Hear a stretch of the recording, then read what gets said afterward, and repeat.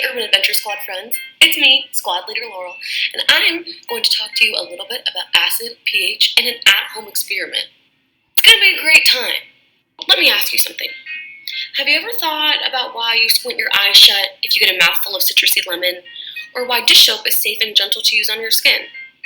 Our homes are filled with tiny windows into the world of science, and today we are going to focus on acidity and pH. We will define some terms, apply those terms to everyday household objects, and of course, give you some fun facts to share with your friends and family. Let's get started. So, I have a question for you.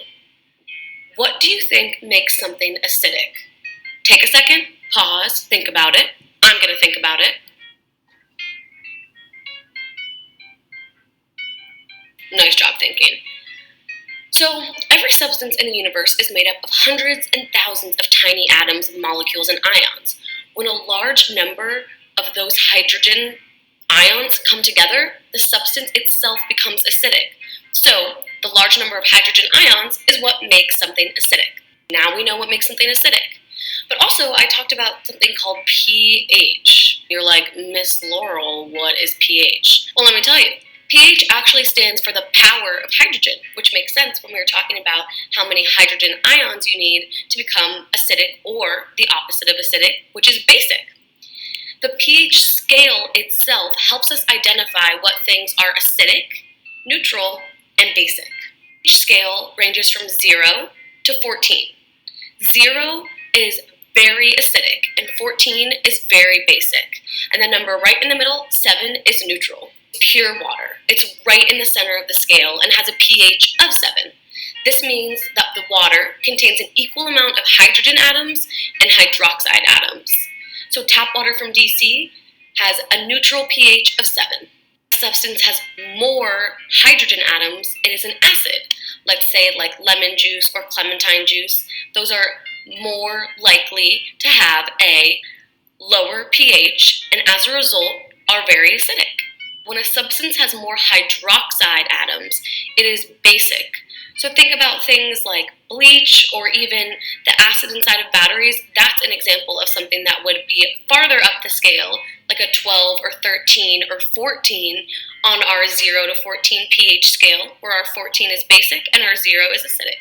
We've gone over a lot of terms, and now I'm going to do a little experiment. Here at my home, I'm going to do an experiment with apple slices, bleach, clementine juice, and DC tap water. Submerge one apple slice in each liquid for 24 hours and see how the different liquids with their varying levels of acidity affect the apple slice.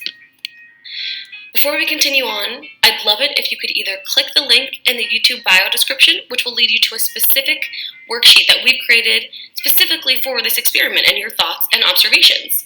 If you don't have that, totally fine. You can use a piece of paper, a pencil, a pen, a marker, whatever it is, and jot down a couple of thoughts about what you think is going to happen in the experiment.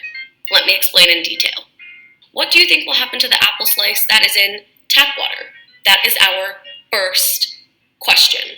Happen to our apple slice that is left in bleach? What do you think will happen to our apple slice that is left in the clementine juice?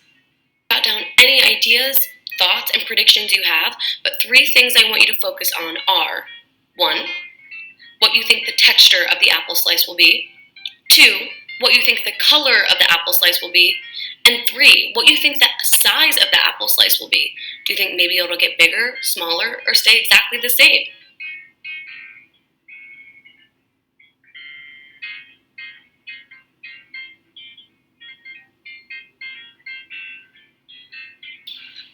Good morning, squad friends. It's me, Laurel. Remember? From before, earlier in the video. Our apple sat for 24 hours. Now, we're going to look at each apple in each different liquid. It's going to be pretty fun, I think. We have our apple in the tap water.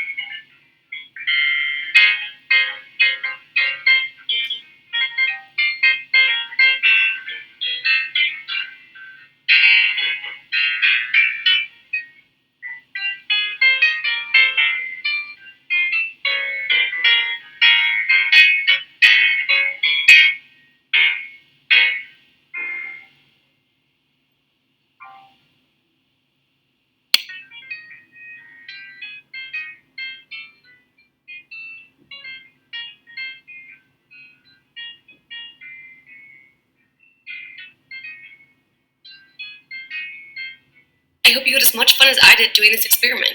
I had no idea how water, which remember was our separate and neutral, would kind of have a minimal impact on the apple. It definitely browned the most. And how clementine juice, which was a 3 on our pH scale, would have a little bit more of an impact in actually keeping the apple fresh and had less orange and had less brown on it. And then our bleach, which really took away the entire color and skin of the apple. See, it just goes to show there's always something you can learn in your very own home.